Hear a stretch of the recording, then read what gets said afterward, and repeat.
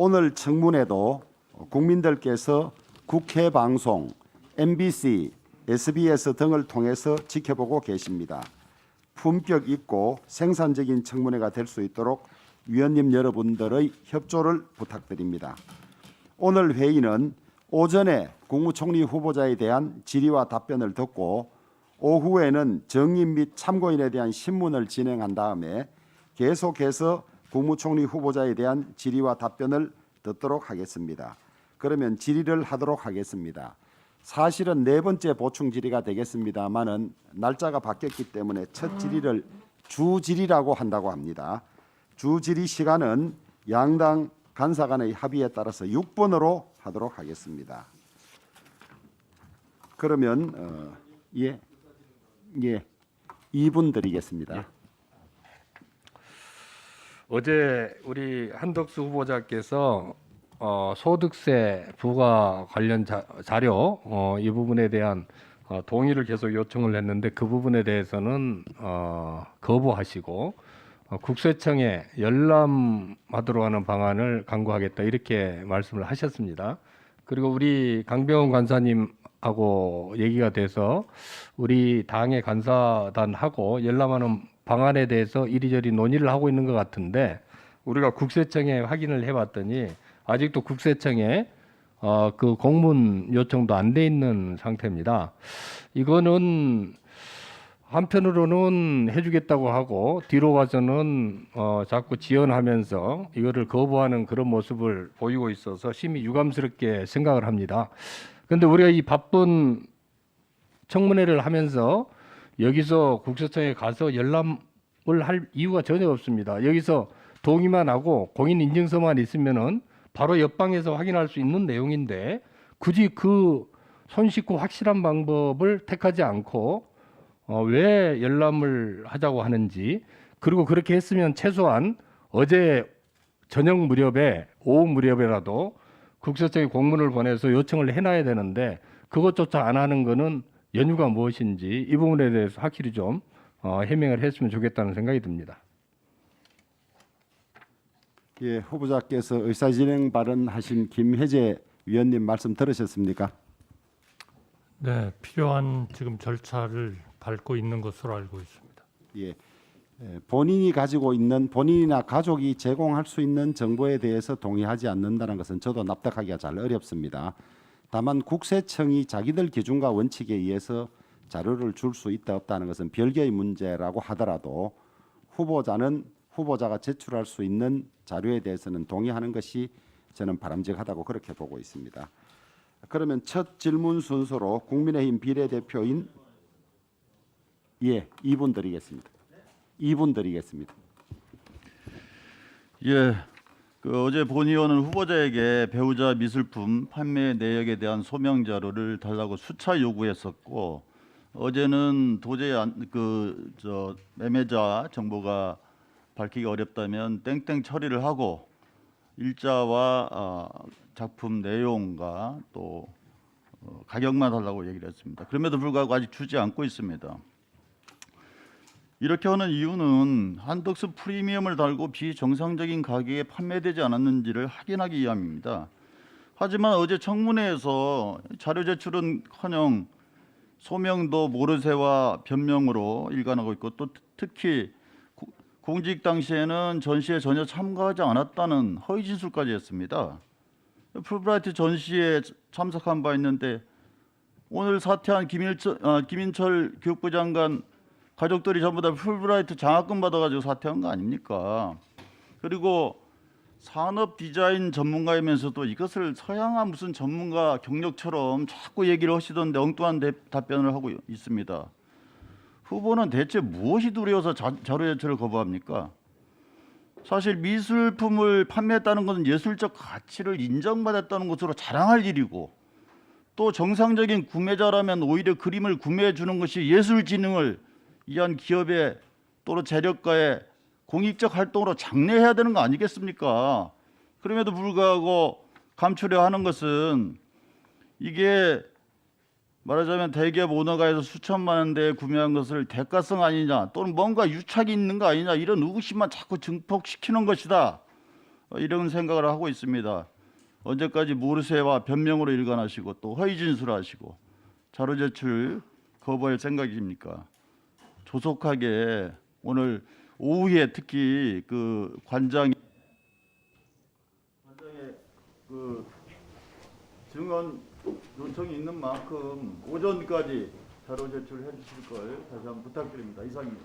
예, 질의에 들어가도록 하겠습니다. 아니 의사진행 발언 이렇게 하시면 시간 관리가 안 됩니다. 의사진행 발언을 처음에 다 신청하셨으면 제가 시간 관리를 1분을 한다든지 할 텐데 의사진행 발언 하실 분 한번 표시해 봐 주십시오. 예, 1분씩 드리겠습니다. 예. 어제 후보자께서 김현장에서 4건의 간담회를 치르시고 20억의 고문료를 받았다고 말씀하셨습니다. 그리고 일관되게 그건 정관 예우가 아니고 절대로 후배 공직자들에게 전화 한 통 한 적 없다라고 단언을 하셨습니다. 그러면서 그 행사의 취지는 공공외교라고 말씀하셨습니다. 그리고 국익을 위한 것이라고 말씀하셨습니다. 해외 투자 유치를 하는데 도움을 줬다고 말씀하셨습니다. 그렇다고 하면은 후보자께서 참석하셨던 그리고 주재하셨던 그 간담회에 참석했던 국내의 기업의 명단을 제출하는 것이 왜 영업비밀인지 우리는 이해할 수가 없습니다. 그거를 왜 영업비밀이라고 제출하지 않는지 어떤 국민이 이해하게 있습니까? 후보자 말씀처럼 공공외교를 위해서 국익을 위해서 했던 일이라면은 거기에 참여했던 기업들의 명단은 자랑스러운 기업들 명단 아니겠습니까? 계속해서 요청하고 있습니다. 빨리 제출해 주십시오. 예, 남민순 의원님. 네, 어제 그 세계 무예 마스터십과 관련해서 2천만 원 기타 소득 부분에 대해서 세금을 냈는지 확인해 달라고 했는데 아직 안 왔습니다. 네, 확인해 주시고요. 아마 설명을 드리려고 하고 있는데요. 간단히 말씀드리면 700만 원이 기타 소득으로 되어 있는데 2천만 원 받은 거는 어디 갔냐 이런 말씀을 하셨는데요. 그거는 아마 그 자료 자체를 조금 그 이해하시는데 다소 조금 그 어려움이 있으시지 않았나 싶습니다. 700만 원이라는 거는 기타 소득으로 돼 있는 소득에 대해서 그 경비 처리로서 80%를 제해줍니다. 그리고 나면 700만 원이 과표로서 과세 표준으로서 확정이 되고 거기에 대해서 뭐 20%인가 하는 과세가 붙는 거기 때문에 의원님께서 보신 700만 원은 과세 표준을 보신 거고요. 전체 기타 소득의 합계는 아마 뭐 제가 강의한 거 이런 걸 다 합쳐가지고 아마 3천 몇백만 원인가 아마 되는 걸로 알고 있습니다. 그건 자료를 바로 의원님께 드리도록 하겠습니다.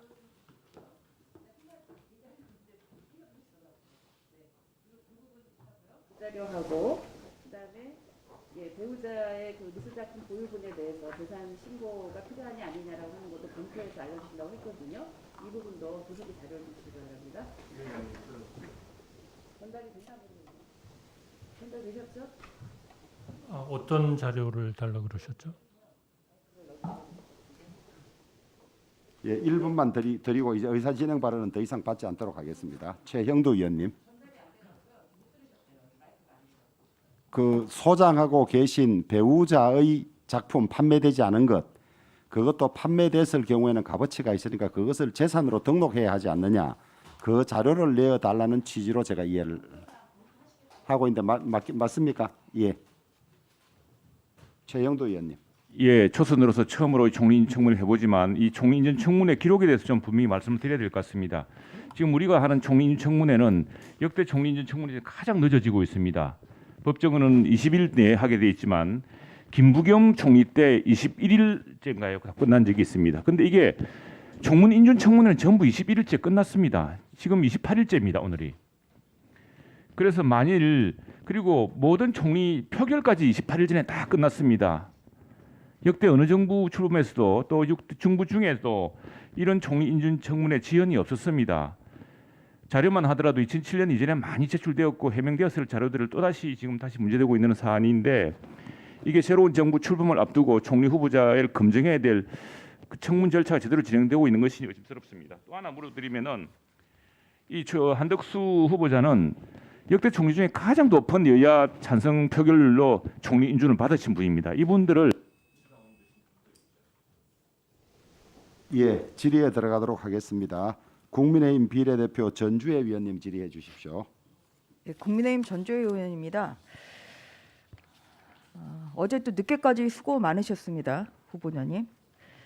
지금 오늘 사실 뭐 국민의힘 의원으로서 좀 이 자리에 앉아 있는 것은 굉장히 참담합니다. 그 후보자님, 그 오늘 국회에서 지금 무슨 일이 일어났는지 알고 계시죠? 네, 아침에 법안이 통과된 걸로 알고 있습니다. 네, 그 검수완박법이 오늘 국회를 강행 처리됐습니다. 그 과정에서 국회법 절차가 완전히 무시됐습니다. 그 안건조정위는 다수당의 횡포를 막기 위해서 도입된 제도입니다. 그럼에도 불구하고 제1교섭단체인 민주당 의원으로서 검수완박법을 대표 발의한 민영배 의원이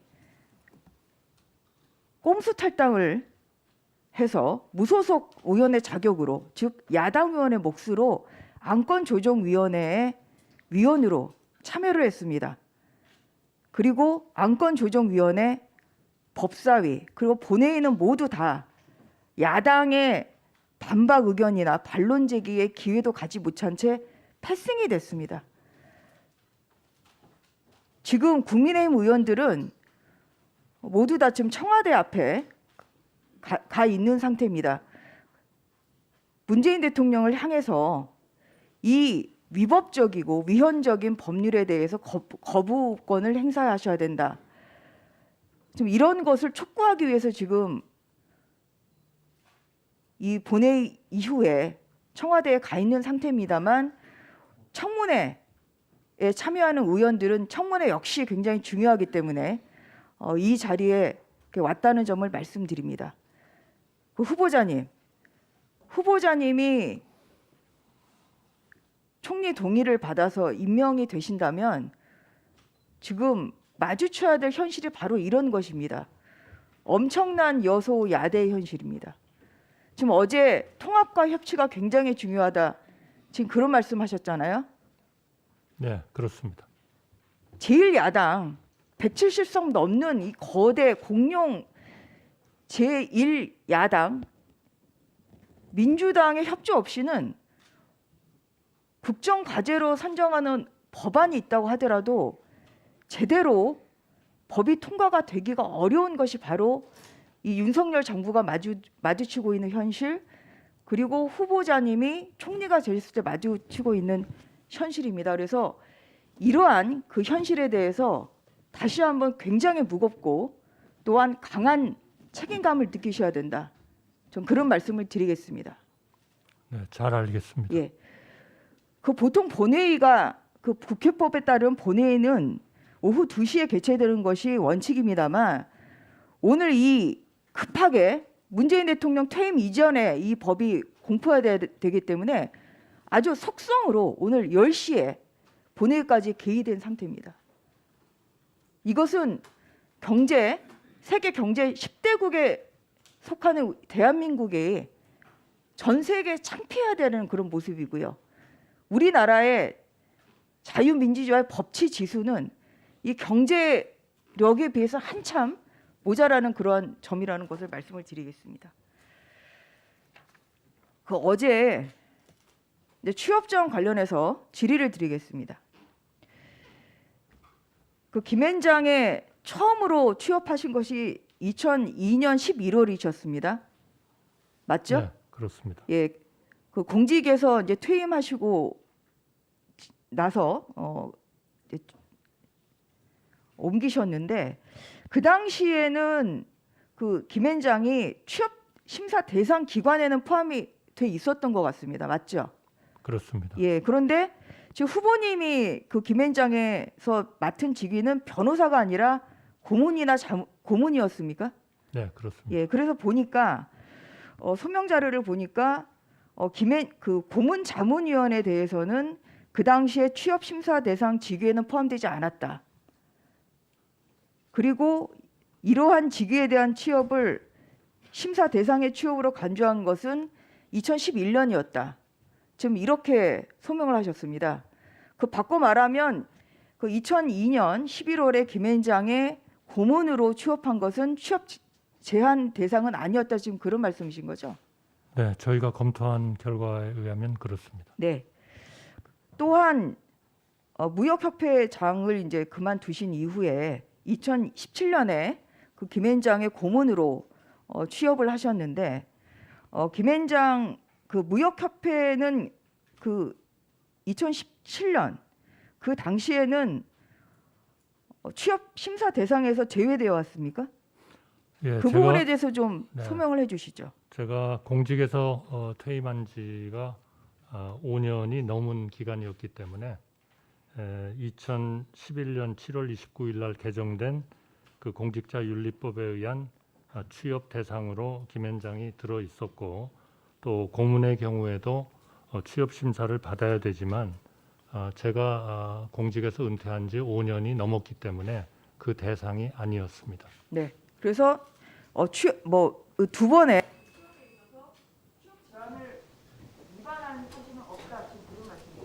네, 없습니다. 예, 전주혜 위원님 수고하셨습니다. 다음은 인천 서구월 출신의 신동건 위원님 질의해 주십시오. 예, 신동근 의원입니다. 잘 주무셨습니까? 그 후보님, 이명박 정부 당시에 주미대사를 지내셨죠? 네, 그렇습니다. 그 이명박 정부 때 주력했던 주요 사업 중에 하나가 뭐냐면 해외 에너지 사업이죠, 그죠? 그래서 에너지 협력 외교 강화가 핵심 국정 과제였는데요.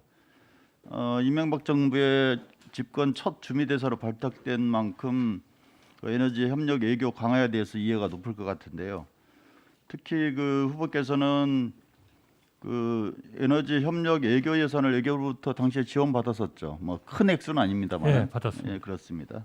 그래서 그 예산의 성격과 목적을 누구보다 잘 아실 거라고 봅니다. 그런데 문제는 그 후보가 주미대사로 있을 당시에 해당 예산이 엉뚱하게 사용됐다는 사실입니다. 다시 말해서 대사관에 골프 연회비로 지출되거나 또 에너지 협력 외교와는 무관한 주재국 인사들의 선물 구입비 등으로 전용된 것 같아요. 근데 문제는 물론 이런 협력 외교를 하기 위해서 외교관들 또는 해외 인사들하고 골프 칠 수 있죠. 근데 이게 이제 문제는 전용됐다라는 거죠.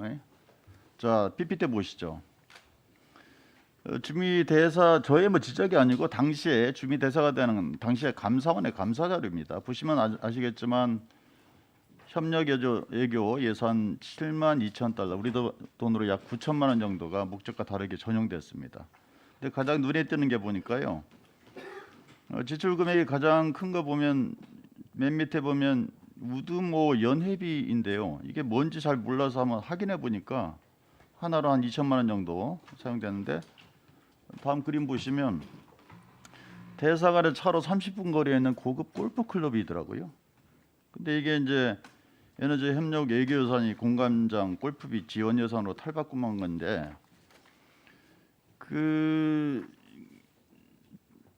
또 다음 화면 보세요. 이 사안에 대해서 후보께서는 어떻게 소명하셨냐? 대사관이 외교 행사를 위해 적법하게 보유 관리하던 회원권 중 하나로 대사관인 공사들이 사용했다 이렇게 주장했죠, 그죠? 맞죠? 예, 그렇습니다. 예, 그런데 이제 이후에 다음 화면 보시면 국무총리 후보자 인사청문 준비단 보도 설명자를 통해서 보니까 뭐 사용 주체에 대해서는 말을 또 아끼더라고요.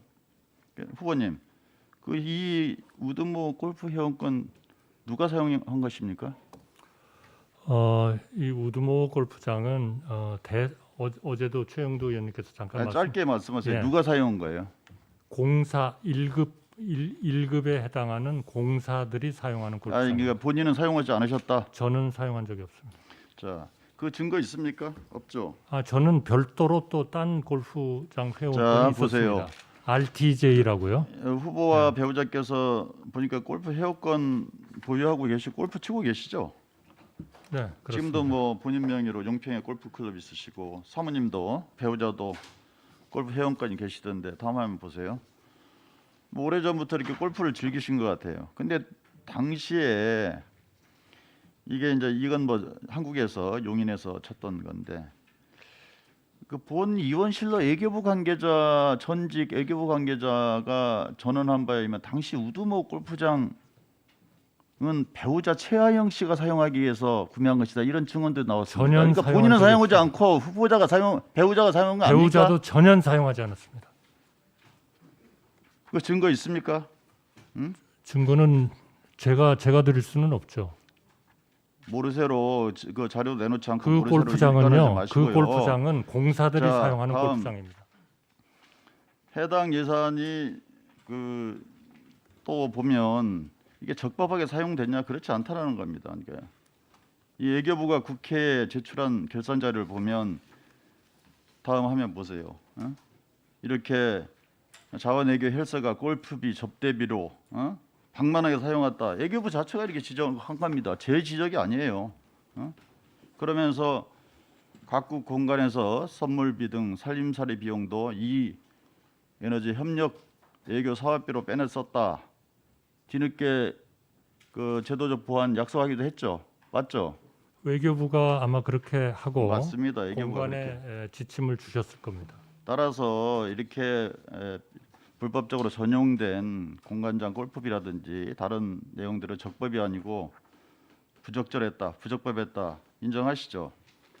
감사원이 주의를 줬습니다. 네, 주의는 그러니까. 가장 낮은 어쨌든 하나의 적법한 건 그 아니잖아요. 경고 방법입니다. 예, 예. 적법하고는 다른 얘기입니다. 자, 그리고 전용한 거니까요. 그리고 이 보니까 또 이 예산들을 말이죠. 12월에 다음 화면 보세요. 집중적으로 12월에 쓰게 됩니다. 이게 전형적인 말하자면 연말에 엉뚱한 대로 이 털어내기 연말 털어내기 예산을 적용한 겁니다. 그래서 이런 예산들도 어떻게 쓰여졌는지 보면 뭐 무지개 행사 관련 비용이라든지 이게 도대체 뭐 무슨 뭘로 쓰였는지 알 수가 없습니다. 그래서 자료를 요청했는데 자료를 주지 않고 있습니다. 이렇게 큰 액수는 아닐지 모르지만 어쨌든 간에 재공간 당시에도 이건 뭐 총리 이후 시절 사적인 사용에 대해서 의혹에 대해서 제대로 설명하기 바랍니다. 위원장님, 저 아마 네. 국민들이 좀 오해를 하실 것 같아서요. 한 1분만 주시면 제가 좀 설명을 드리겠습니다. 네, 그러시죠. 1분 드리겠습니다. 우선 그 대사관의 격리, 이 예산의 총 책임자는 공사입니다. 정무공사가 총 책임을 지고 있고요. 그 대사는 권한을 공사한테 위임을 하고 있다 하는 말씀을 드리겠고요. 그다음에 우두모 골프장을 에너지 협력 예산에서 간 거는 워싱턴에는 에너지부도 있고 백악관도 있고 또 이러한 에너지를 담당하는 여러 기업체의 단체들이 있습니다. 그래서 그쪽에서 외교를 해야 되는데 일반 외교 예산이 아니고 에너지 협력 예산을 일반적인 외교 쪽으로 쓸 수 있는 쪽에 썼다. 이제 이것이 우리 감사원에서 대사관의 예산에 대해서 지적을 한 겁니다. 감사원이 감사를 다 하고 그러나 이 목적이 당초에 딱 그렇게 쓰인 것은 아니지만 전반적으로 보면 외교의 일환으로 볼 수 있기 때문에 앞으로는 주의해라라는 주의의 경고를 받았다 하는 말씀을 드리겠습니다. 네, 다음은 서울 강동을 이해식 의원님 질의해 주시기 바랍니다. 네, 서울 강동을의 이해식 의원입니다. 어제 한 질의 답변과 관련해서 또 좀 확인차 질문하도록 하겠습니다. 어제 후보님께서는 김현장이 미쓰비시나 신일철 죽음과 같은 그런 전범 기업을 대리하고 가습기 살균제 사건의 옥시 래킷 뱅키저의 법률 대리인이었다는 그런 사실에 대해서 전혀 몰랐다. 그렇게 당당하면서도 아주 신경질적으로 답변을 해주셨습니다. 상당히 충격적이었습니다. 저만 충격을 받은 것이 아니라 우리 국민들이 많이 충격을 받으셨을 것 같습니다. 월세 선금 3억이나 주고 자기 집에 새든 사람이 누군지도 몰랐다. 자기가 다니는 회사가 무슨 일을 하는지 나는 잘 몰랐다. 이것은 마치 삼성 직원이 삼성에서 갤럭시 핸드폰 만드는지 모른다. 이런 주장과 거의 비슷합니다. 어제 우리 후보님께서 신문에 나지 않아서 나는 잘 몰랐다 이렇게 말씀을 하셔가지고 제가 한번 검색을 해봤습니다. 그런데 김앤장만 넣어서 찾아봐도 수백 건이 넘는 관련 기사가 쏟아졌습니다. 김앤장이 일제 강제징용 피해자와 종군 위안부 관련 소송에서 일본의 전범 기업을 대리했다는 기사는 수많은 언론에 정말 대문짝만하게 났습니다. 후보님 한번 보시죠. 그리고 2012년 12월 달에 정부기구인 사참위 사회적 참사 조사특별위원회 거기서는 김앤장이 옥시 래킷 뱅키저에 95억 원의 수임료를 받고 가습기 살균제 사건을 축소 은폐하는 데 적극적으로 관여했다는 의혹을 제기했고 그것이 당시 언론을 아주 떠들썩하게 했습니다. 관련 연구기관의 실험 자료들을 조작했다는 그런 충격적인 내용이었습니다.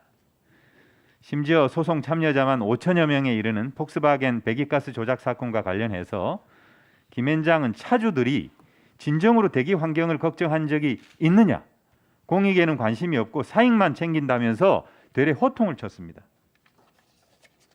관련 기사들이 쏟아졌습니다. 2021년 12월 달 MBC 보도는 BMW 화재 사건은 근본적인 설계 결함 때문이라는 조사 보고서를 피해자들이 보지도 못하게 비공개하도록 김앤장이 4년 넘게 시간을 끌고 있다는 충격적인 보도를 했습니다. 지금도 소송은 계속되고 있죠. 너무 사례가 많아서 이 자리에서 일일이 열거하기도 어렵습니다. 잠깐만 검색을 해봐도 김앤장의 행태와 관련된 수많은 사례를 찾을 수가 있고 이것들은 한 건 한 건이 국민들의 가슴을 후벼 파는 것이고 정말 피눈물을 흘리게 만드는 그런 사건들이었는데 왜 후보자께서는 지금 총리를 하시겠다고 하시는 분이 왜 이런 사건들에 대한 관심을 갖지 못하고 있다는 겁니까? 정말 말이 됩니까? 제가 다시 한번 묻겠습니다. 김앤장이 우리 후보자님이 몸담았던 김앤장이 일본의 전범 기업을 대리하고 가습기 살균제 사건에 외국 기업을 대리하고 그리고 폭스바겐 불법 배기가스 불법 조작 사건이나 BMW 화재 사건을 대리했다는 거 모르셨습니까? 몰랐습니다. 저는 그렇다면 저는 총리 자격이 없다고 생각합니다. 공직 후보자로서 자격이 없다고 생각합니다. 어떻게 국민들이 모든 국민들이 관심을 가지고 특히 우리 국민들이 정말 비탄과 충격에 쌓이게 만든 그런 사건들인데 그런 사건들에 대해서 본인이 김앤장에 몸담고 있으면서도 그것을 대리하는 것이 김앤장인지 몰랐다. 정말 충격입니다. 이거는 알고 있어도 모르고 몰랐다는 더 큰 문제인데 정말 그럼 몰랐다는 부분에 대해서는 그게 그러면 당당하십니까? 어떻습니까? 존경하는 이해식 사회적 이런 사건들에 대해서 몰랐다는 게 당당하시냐고요. 지금 답변 답변 한번 해보세요. 주시는 겁니까?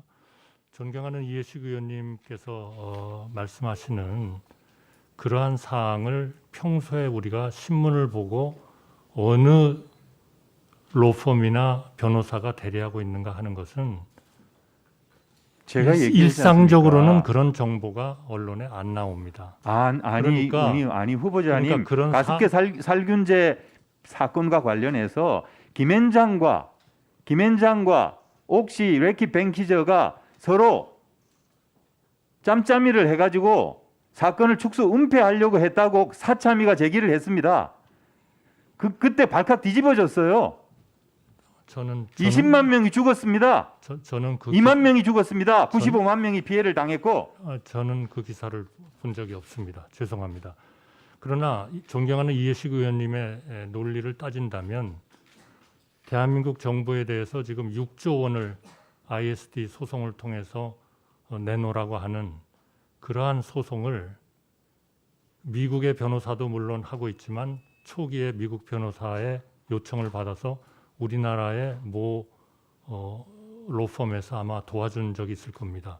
그러면 한국의 그 로펌은 정말 비난받고 그런 일을 하지 말아야 될까요? 누군가는 그런 기능을 네, 하는 사람은 있어야 된다고 생각합니다. 후보자님 정리하시죠. 예. 론스타 그 외환은행 불법 매각할 당시에 그때 당시에 우리 후보자님이 그때 김현장에 계셨어요. 그때 김현장이 그 법률 대리하고 있다는 거 아셨습니까? 모릅니다. 그거는 로펌이라는 게 그런 식으로 모든 사람 구성원이 다 알도록 참여하는 사람 이해 알도록 하는 그런 시스템으로 운영되지는 않는다고 생각합니다. 네, 다음은 존경하는 최강욱 의원님 질의해 주시기 바랍니다. 후보자님, 총리 후보자십니다. 근데 지금 그런 사회적으로 진짜 큰 충격을 줬던 사건들을 몰랐다라고 말씀하시는 거는 진짜 충격이네요. 국민의 눈높이를 다시 한번 생각해 주시기 바랍니다. 그거를 김현장이라는 특별한 로펌이 하고 있다는 거를 그것 때문에 모르는 거죠. 계속 이슈가 됐었다고요. 김현장이 왜 자꾸 언급이 되는지는 그 사건들 때문에 그런 거고요. 그거 관련된 기사는 숱하게 많습니다. 후보자님. 아무래도 우리 최 의원님은 법조에 계셨으니까 후보자님은 수없이 많은 경륜과 경험을 가지고 지금 나라를 위해서 봉사하시겠다고 심지어 사적 변호사 회사에 사무 직원으로 근무하시면서도 공공의 이익을 위해서 복무했을 뿐이다라고 얘기하시는 분입니다. 근데 공공의 이익을 가장 침해한 것으로 보이는 또 수많은 사람들의 분노를 일으킨 사건에 대해서 지금 그 대리한 법무법인이 어떻고 그쪽의 소송 전략이 어땠고 무엇 때문에 언론의 지탄을 받았는지 전혀 모른다고 말씀하고 계시는 겁니다. 이런 분이 어떻게 국정을 통할하실 수가 있을까요? 정말 걱정입니다. 후보자께서 걸어오신 길은 이 화려한 양력에서 보듯이 정말 대한민국에서 출세를 할 수 있는 모든 길을 다 밟아 오신 거예요. 제가 첫날도 말씀드렸지만 어떤 분들은 이 부분에 대해서 찬탄하시고 어떤 분들은 탄식하시는 분이 있다고 말씀을 드렸습니다. 저 개인적으로 도대체 사람들이 출세하는 의미가 무엇인가를 생각해 본 적이 있는데 결국 한국 사회 출세의 기준은 본인 돈에 사적인 돈에 별로 그 손을 대지 않고 공적으로 주어지는 혜택을 만끽할 수 있는 것, 이것이 결국 출세의 기준점이 아닌가 싶은 생각이 들었습니다. 아까 공사가 사용하는 골프장이라고 하셨죠? 우드머? 그렇습니다. 예, 공사가 사용하는 골프장하고 대사가 사용하는 골프장이 달라야 되는 이유는 뭔가요? 마주치면 불편해서 그런 건가요? 대사가 사용하는 골프장이 더 좋겠죠? 좀 그렇다고 봐야 되겠죠. 아무래도. 공직에 근무하시면서 그러니까 이런 수반되는 여러 가지 혜택들이 다 그런 숱한 피해를 입고도 그걸 감내하고 하루하루 어려운 일상을 견디면서 국가에 충실하게 세금을 내고 또 자기보다 어려운 상황에 처해 있는 분들을 보면 단돈 10,000원, 20,000원이라도 기부를 하고 이런 분들의 눈물겨운 노력으로 후보자 같은 분들이 누리고 계시는 혜택이 나라의 세금으로 된다라고 하는 것 좀 인식해 주셨으면 좋겠습니다. 카드 사용액이 전혀 없다라고 드러나서 화제가 된 적이 있었는데 이 부분에 대해서 그 법인카드로 생활한 거 아니냐라고 하니까 아니다. 개인적으로 사용을 했는데 신고를 안 했을 뿐이다. 이렇게 답변하셨죠? 설명하셨죠? 연말 정산을 안 하게 되면 그것을 하나도 카드를 안 쓴 것으로 표시가 됩니다. 그러나 그것은 안 쓴 것이 아니고 그러면 신용카드 사용 내역은 지금이라도 신용카드 회사에다가 그냥 얘기하면 제출이 되는데 그건 왜 안 내시는 겁니까? 왜 내역을 다 공개를 해야 될까요? 지우시면 되죠. 그러면 얼마를 썼는지 아니 총액은 이미 다 원하시는 분들한테 배포가 됐으리라고 생각합니다. 저는 받아본 적이 없고요. 예, 드리도록 하겠습니다. 그렇게 카드를 사용하시면서도 그 부분에 대해서 지금 법인 카드를 사용한 거나 이런 부분에 대한 혜택을 받은 적이 없다라고 지금 주장을 하시는데 제가 아까 법인 카드를 쓴 적이 없다고 말씀드린 게 알겠습니다. 아니죠. 예. 법인 카드를 자, 발급받지 지금 않은 기관이 많았던 거죠. 그 법인 카드를 아니, 발급받지 제가 않으셨습니까? 법인 카드를 안 받은 데가 많죠. 제가 기후변화센터에 NGO에서 법인 카드를 왜 드립니까? 이사장을 할 때 김현장을 없었고요. 말씀드리는 거고요. 김현장에서도 법인 카드가 없었고요. 퇴임 후에 5년이 지나서 김현장의 고문으로 갔기 때문에 별 문제가 없다는 듯이 말씀을 하셨습니다.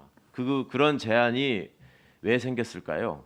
애초에 취업 대상 기관을 정하고 심사를 하는 이유가 뭐라고 생각하십니까? 그런 상충하는 이해들을 하나의 네. 조화를 이루는 것이 법적 규정이라고 생각합니다. 관피아 문제 때문에 그렇거든요. 어제 법적 모르신다고 규정 때문에 하셨던 그렇습니다. 그러니까 법적 그 규정이라는 법적 거는 규제가 왜 생겼냐고 여쭤보는 의원님 겁니다. 잘 아시다시피 그러니까 왜 공무원이 된지 20년 뒤에 그런 데를 갈 수 있게 하지 않고 3년 뒤에 갈 수 있게 했냐? 그거는 왜 바로 가지 않게 바로 못 가게 하고 아니죠. 5년 후에나 3년 뒤에 갈 수 있게 했을까를 생각하셔야죠. 최 의원님, 그리고 존경하는 최 의원님께서는 법에 대해서 누구보다도 저는 저 존경 안 하셔도 잘하신다고 되니까요. 생각합니다. 논리적인 설득을 좀 해주십시오. 그러니까 그거는 법이 있으면 그 지금 법이 의원님- 제정된 취지가 있는 것인데 취지는 그것이 지금 왜 20년이 아니고 5년이겠냐고 말씀하시는 건 궤변입니다. 제가 아닙니다. 듣기에는. 바로 국회에서 자, 그런 그렇게 모든 거를 취업 제한을 감안해서 한 두고 겁니다. 관폐화 문제를 해결해 보고자 하는 게 입법자들의 의지이자 노력이고 정부의 방침이었는데 그렇게 공직을 마치고 취업하는 문제에 대해서도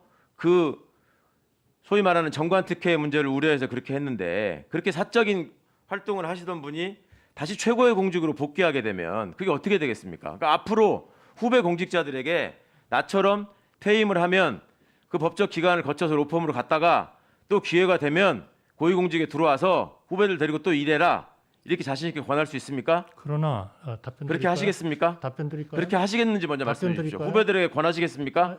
답변 드릴까요? 말씀하십시오. 당연히 자기의 공직에서 얻은 경험과 전문성을 법이 정하는 범위 내에서 이해상충이나 그래서 마치고 나면 다시 공직으로 복귀해라. 이해상충이나 전관예우를 그 소위 말하는 일종의 중화시키는 그런 입법부가 정한 규정 내에서 자기가 가진 거를 활용하겠다. 그거를 막아야 된다는 거는 그건 저는 좀 납득하기 어렵습니다. 네, 다음은 경남 마산 하포구의 존경하는 최영두 의원님 질의해 주시기 바랍니다. 네, 참 답답합니다. 이렇게 서로 시간이 지나면은 말이 달라지고 하는 걸 보고 답답합니다. 아니, 그렇다면은 사귀던 여성을 만나주지 않는다고 그 집에 찾아가서 그 모녀를 잔인하게 살인한 범인을 변호한 심신미약으로 변호한 사람이 대통령 후보가 했습니다. 그때 그 대통령 후보 문제 삼았습니까? 아니, 이렇게 정말 앞뒤가 다르고 기준이 달라 되겠습니까? 아니 왜냐하면은 김현장에 근무했다고 해서 김현장이 했던 사안을 했던 거기 고문을 그렇게 하면 말이 됩니까 그게? 그리고 보십시오 역대 국무총리 인준 찬성률 보십시오. 그래서 제가 좀 이성을 찾자고 이야기 드리는 겁니다. 그리고 또 하나는 자 아까 뭐 골프장 이야기를 하셨는데 그 골프가 개인적으로 사용했다면 문제가 있겠죠. 근데 제가 마침 워싱턴 특파원을 근무해서 그 사정을 좀 압니다. 그리고 미국의 문화라는 것이 우리랑 다르기 때문에 골프장에서 미국 대통령은 사실 업무 시간에 골프 치고 그럽니다. 그렇게 자주 보도도 됐고 오바마는 너무 많이 친다 그래가지고 골프 치지 말라고 한 언론 보도가 나올 정도 아니었습니까?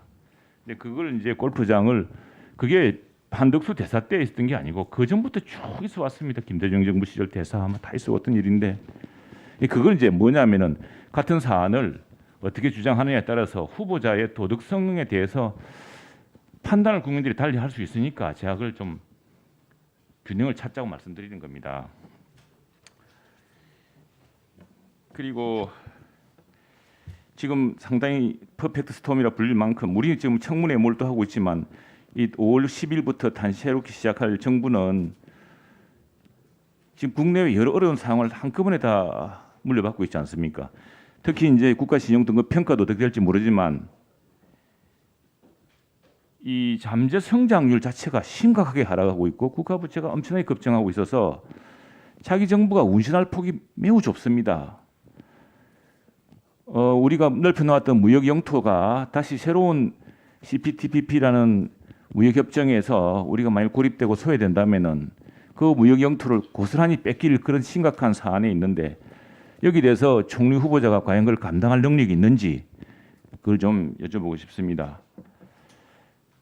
자, 지금 국가 부채율도 높고 어제 국가 신용 평가도 이야기 말씀드렸습니다만 신용 등급도 사실은 우리나라 그동안 쌓았던 건전한 펀더멘탈이 있지만 쉽지 않은 상황이죠. 이미 무디스라든가 S&P 같은 경우는 재정 건전성 문제에 대해서 약간의 우려를 표시해 온 바 있습니다. 그리고 어제 제가 경향신문 사설도 말씀드렸습니다만 지금 무역 수지가 악화되고 있어서 자칫하면 그동안 우리나라 국내 여러 가지 산업이 좀 망가져도 이 우리 대표 산업인 반도체, 자동차 이런 것들로 해서 무역 수주를 통해서 외화를 많이 벌어들이는데 이제는 재정 적자에 무역 적자까지 쌍둥이 적자가 우려된다는 이야기, 걱정이 참 많습니다. 급기야 잠재 성장률이 거의 떨어지고 있다는 그런 것도 있지 않았습니까? 자, 알겠습니다. 제로 성장 위기 있습니다. 자, 총리 후보자님은 만일 총리로 인준 받으신다면은 이런 경제 성장률 위기, 제로 성장 위기, 그리고 쌍둥이 적자 문제, 그리고 국제 통상 환경, 국내 대외 환경에서 국내 자칫 대한민국이 고립되고 뒤처질 수 있는 이런 문제를 어떻게 극복하시겠습니까? 단기적으로는 우선 재정이나 통화 정책인 매크로 정책을 통해서 단기적인 성장은 관리해야 된다 이렇게 봅니다. 그러나 장기적으로 우리나라는 지금 구조적인 문제가 너무 많습니다. 양극화라든지 또는 불평등이라든지 또는 여러 가지의 갈등 구조에서 오는 국가 생산성의 저하, 또 저출산 문제, 또 재정의 어떤 건전성의 확보 문제, 이런 것들이 엄청나게 지금 구조적인 문제가 많기 때문에 단기적으로 우리의 성장을 유지하기 위한 그러한 매크로 안정 정책을 하면서 동시에 이런 구조적인 문제를 해결하기 위한 구조 정책에 정말 온 국민이, 언론이, 학계가, 정부가, 정치권이 정말 힘을 합쳐서 이 문제를 해결해야 된다 이렇게 봅니다. 그러나 그 구조적인 문제 그 어디 하나도 쉬운 일이 없습니다. 벌써 오랜 동안에 걸쳐서 거기에 일종의 기득권 같은 것들이 형성이 되어 있기 때문에 다 모두가 조금씩을 그러한 그 기득권을 내놓고 중장기적으로 국가가 다시 한번 이런 일종의 성장에 대한 하나의 그런 동력 이런 거를 회복할 수 있도록 그렇게 노력해야 된다 이렇게 봅니다. 대외 개방 문제는 우리의 전체적인 경제 영토를 늘리는 것이고 특히 여러 나라들이 참석하는 이런 타자적 이러한 자유무역 이거는 우리가 빠지면 정말 불리해집니다. CPTPP도 여기에 한국이 빠지면 제일 득을 보는 것은 아마 일본일 겁니다. 이런 것들을 감안해서 우리도 그런데 적극적으로 어려운 부분에 대한 배려를 해가면서 참여함으로써 세계 속에서 우리가 성장하는 그러한 하나의 동력을 유지해야 된다 이렇게 생각합니다.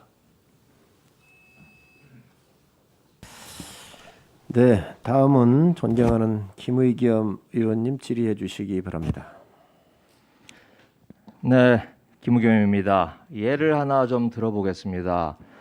후보님 2004년도에 국무조정실장 하시면서 장관급 역할을 맡으셨습니다.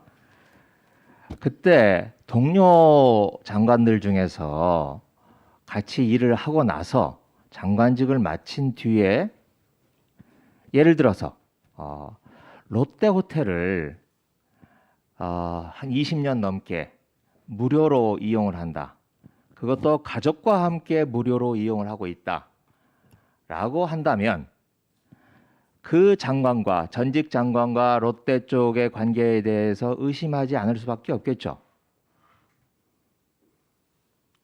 제가 존경하는 김의겸 의원님의 질문의 어떤 포인트를 제대로 이해한다면 아마 전혀 상관이 없는 장관이라는 공직을 지낸 사람과 전혀 상관이 없는 롯데의 그러한 이용권을 이용한다면 그거는 뭔가 왜 이용을 해야 되는가 하는 합리적인 그런 이유를 찾기가 좀 어렵지 않겠나 그렇게 생각합니다. 네, 그래서 제가 여쭙습니다. 이 경우가 저는 후보자님에게도 크게 다르지 않게 적용이 된다고 생각을 합니다.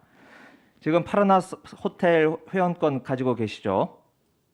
회원권이 없습니다. 회원권이 아니고 그거는 모든 전임 무역협회 회장한테 주는 건강 유지에 대한 실물로 권입니다. 저런 카드를 가지고 계십니까?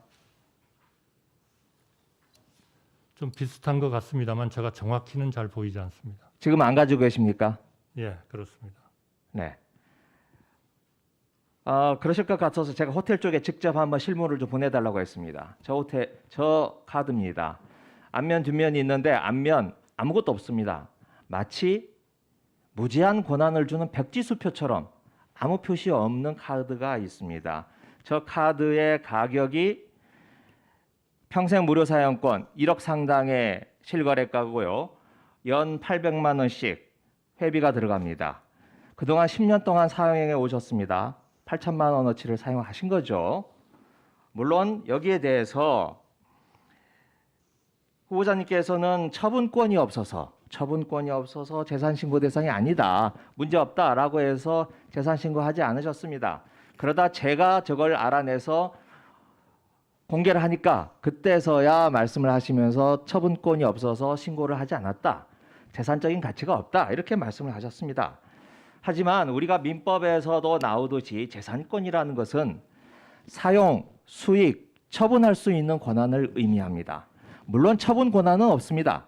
하지만 저 카드를 이용해서 피트니스 센터를 사용하고 그리고 그 센터에서 제공하는 서비스를 수익할 수 있는 권한을 지난 10년 누려오셨고 앞으로 평생 누리실 수가 있는 겁니다.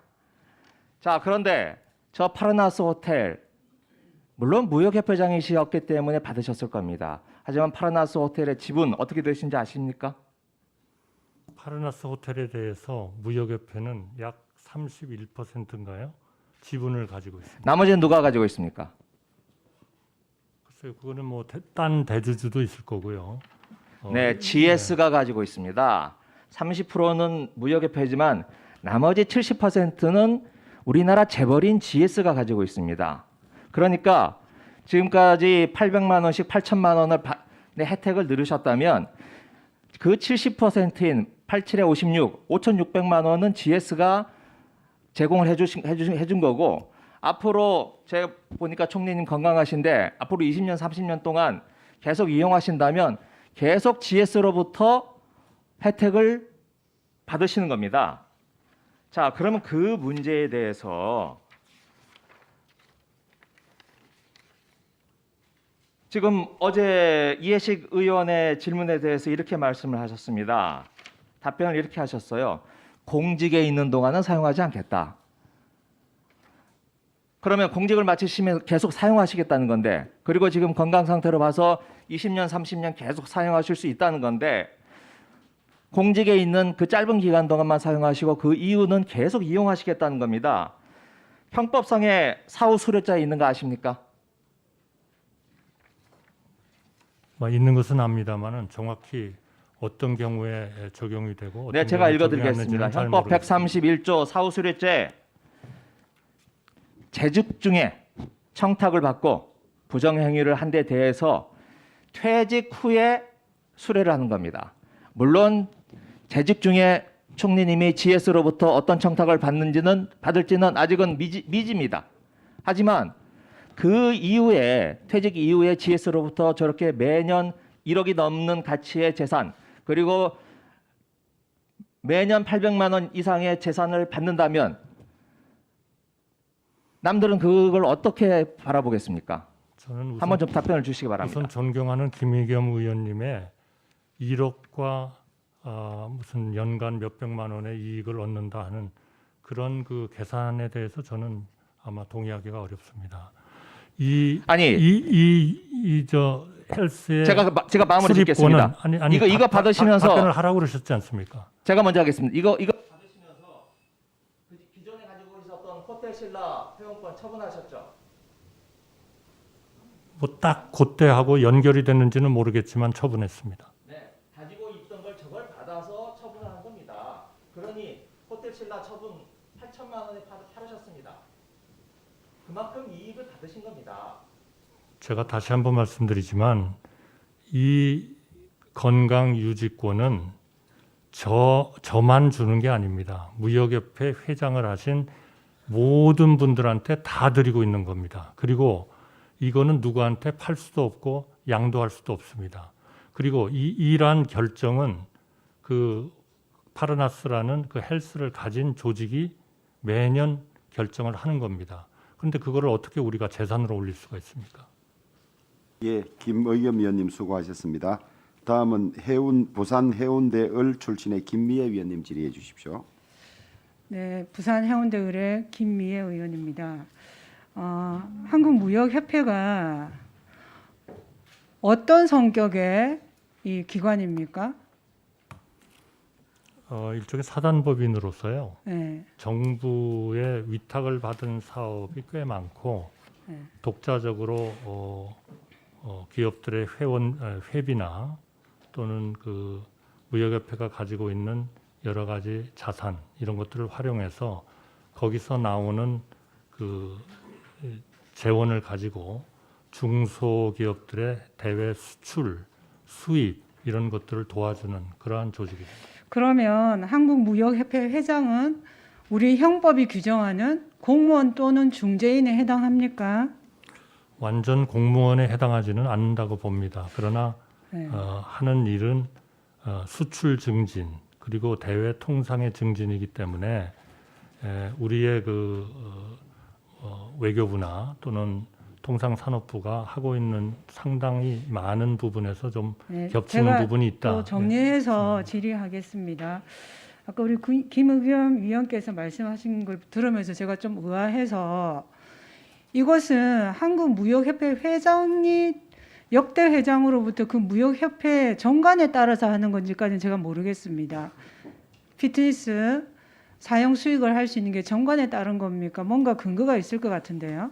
그거는 아마 그 피트니스 그 운동하는 데를 가진 그 조직이 독자적으로 결정을 해서 전임 그 회장님들한테 전부 다 드리고 있는 것 같습니다. 그러니까 이 사용 수익권은 한덕수 후보자에게만 해당하는 것이 아니라 한덕수 후보자와 상관없이 한국무역협회장을 재직한 이후에는 누구에게나 주어지는 그런 권한이죠. 현재까지는 권능내지. 그렇습니다. 그러면은 또 하나 이것이 국무총리랑 관계가 전혀 없는 걸로 보여집니다. 국무총리 했다고 해서 주어지는 것이 아니라 과거에 한국무역협회장을 했기 때문에 주어지는 것이죠. 그렇습니다. 그러니까 이것을 가지고 사후수레죄 운운하는 것은 이해하기 힘들어 보입니다. 오늘 역시 좀 정책 검증에 치중했으면 좋겠습니다. 지금 국회는 여소야대 상황으로 상당히 힘든 상황입니다.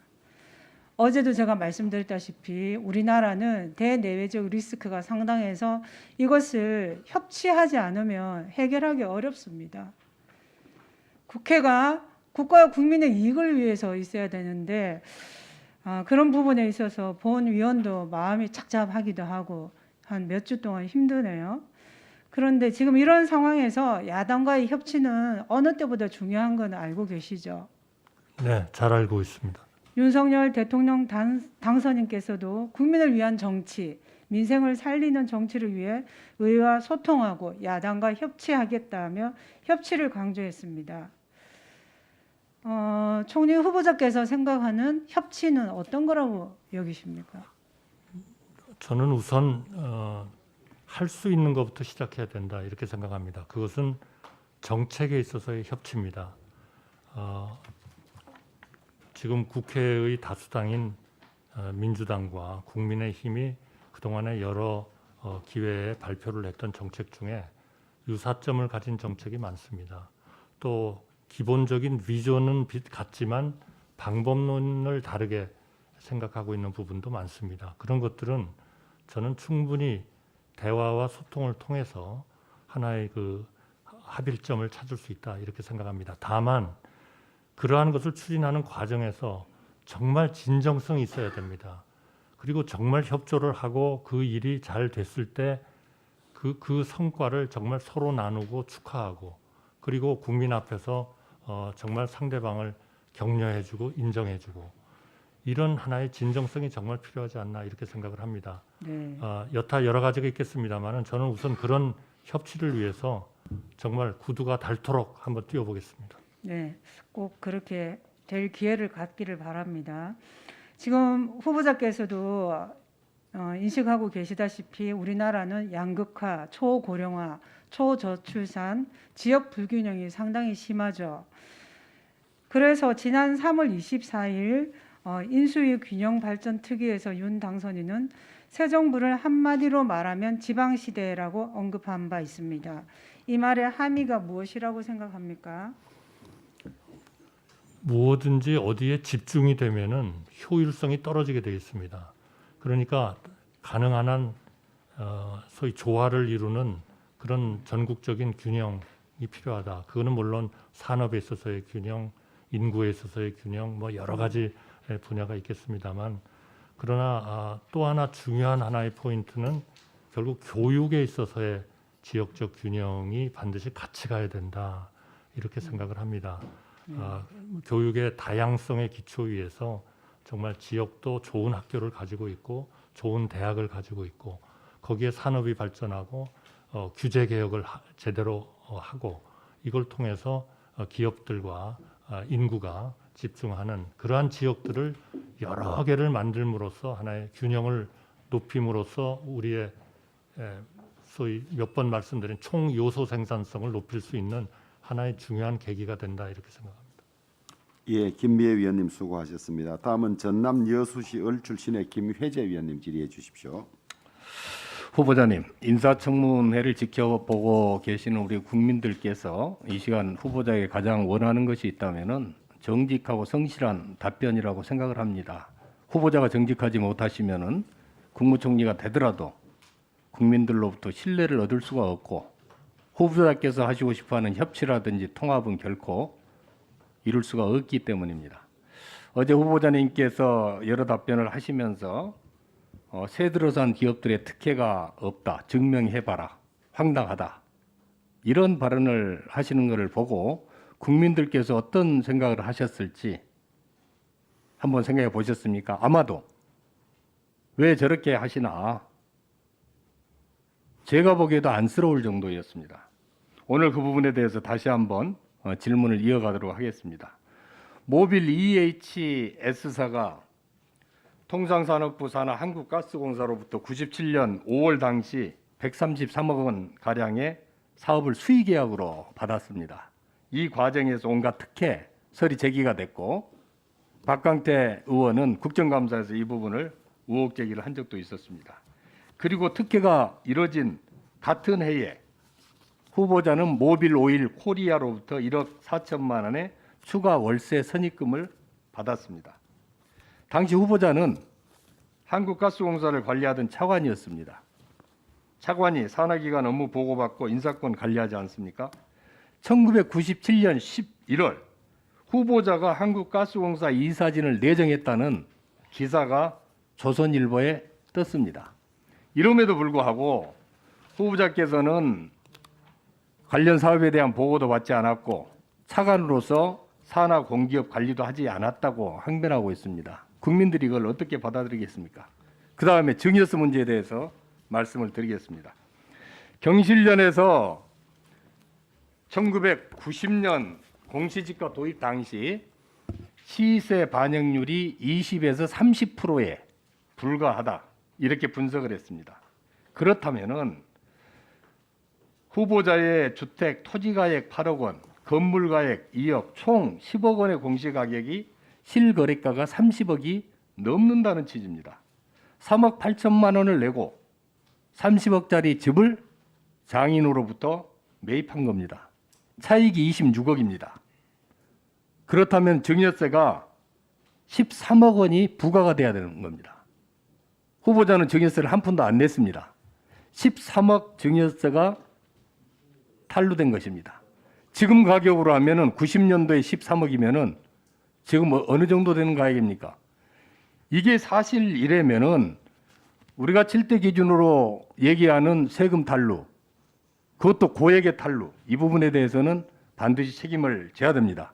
본인은 이 부분에 대해서 세금 탈루가 없었다고 하겠지만은 객관적인 전문가의 얘기를 들어봐도 제가 가지고 있는 법 상식을 들이대도 이 부분은 세금 탈루가 명백합니다. 만일 이게 세금 탈루가 명백하다면은 이 부분에 대한 세금을 지금 당장 납부할 용의가 있습니까? 답변 드려도 되겠습니까? 예. 우선 그 존경하는 김혜재 의원님 말씀하신 제 어제 답변에서 어휘의 선택이 적절하지 못한 부분이 있었다는 점에 대해서 송구스럽게 생각합니다. 저희의 주택을 샀을 때의 89년은 공시가격 제도가 없었습니다. 그렇기 때문에 국세청의 기준 시가가 말하자면 그 부동산 거래에 대한 그 증여 내지는 상속에 대한 기준이 됐었습니다. 이렇게 계산해 봤을 때 기준 시가에 의해서 그러한 그 가격이 결정되는 것이고, 따라서 저희가 3억 8천의 주식을 취득해 가지고 필요한 여러 가지 취득세나 이런 것을 다 냈을 때 국세청이 전혀 증여세에 대한 추가 과세나 이런 것들이 없었습니다.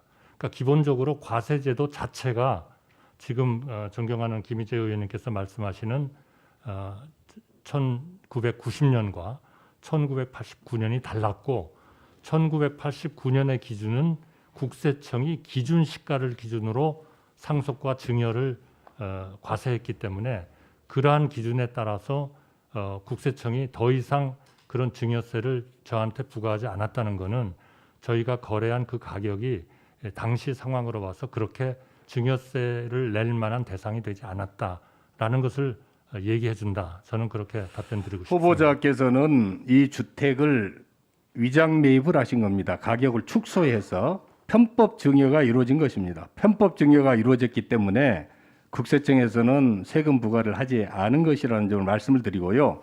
증여세가 부과되지 않았기 때문에 증여가 아니다. 이런 거는 적반하장이죠. 범죄를 저질러 놓고 들키지 않았으니까 내가 잘못한 게 없다. 지금까지 우리 후보자님께서 계속 주장하시는 태도가 그런 태도인데 그거하고 일관된 주장입니다. 이거는 옳지 않습니다. 이 부분에 대해서는 분명하게 확인을 하시고 잘못됐으면은 세금을 납부하셔야 됩니다. 그렇게 하시겠습니까? 잘못된 바가 없습니다. 알겠습니다. 지금 후보자께서 세금을 다 납부했다 하고 자료 제출을 안 하고 계시는데 이 부분이 잘못됐다고 하면은 책임지시겠습니까? 사퇴하시겠습니까? 글쎄요. 가정을 전제로 해가지고 제가 무슨 답변을 드리는 것은 적절치 않다고 생각합니다. 거짓말이라면은 사퇴하시겠습니까? 책임지시겠습니까? 제가 거짓말을 한 적이 없기 때문에 그런 전제를 그런 가정을 전제로 해가지고 답변을 드린다는 것은 적절하지 않을 것 같습니다. 예, 김희재 소득세 부과에 대한 동의를 해주십시오. 그게 거짓인지 아닌지 바로 확인을 하는 게 국민에 대한 도리라고 생각합니다. 예, 김혜재 의원님 수고하셨습니다. 다음은 서울 송파구 병 출신의 남인순 의원님 질의해 주십시오. 네, 서울 송파병의 남인순 의원입니다. 어제 그 책임 총리 관련해서 좀 공방이 있었는데요. 한 번도 책임 총리라는 이야기를 해본 적이 없다 이렇게 단언하는 그런 표현을 하셨다가 나중에 또 해명을 하셨어요. 그런데 어제 회의록을 제가 보니까 그렇게 분명히 얘기를 하셨어요. 한 번도 책임 총리라는 얘기를 해본 적이 없다 이렇게 분명히 발언을 했고, 그리고 후보자께서 3월 31일 TV조선과 인터뷰에서 국정을 원활하게 돌아가게 하는 데는 책임 총리자가 굉장히 중요한 일이 아닌가 싶다라고 피력을 했습니다. 결국은 책임 총리제에 대해서 분명히 얘기를 했었는데 어제 제가 이렇게 우리 후보자께서 발언하시는 단언적으로 발언을 하시는 부분이 상당히 정말 우려스럽습니다. 어제 일왕 그 생일 축하형 관련해서도 옳은 일이다라고 얘기했다가 내가 그렇게 얘기했냐 이런 식으로 또 반문을 했어요. 그래서 그것도 다시 확인을 했죠. 이런 일이 어제 2번이나 있었는데 그렇게 어떤 본인이 얘기를 해놓고도 그걸 부정하시는 그런 태도를 보면서 좀 왜 그러시나 좀 싶습니다. 특히 책임 총리로서 지금 통합과 협치를 또 끌어가야 되시는 분이고 통합과 협치라고 하는 것은 가장 중요한 부분은 신뢰라고 생각을 합니다. 거짓말하지 않는 거죠.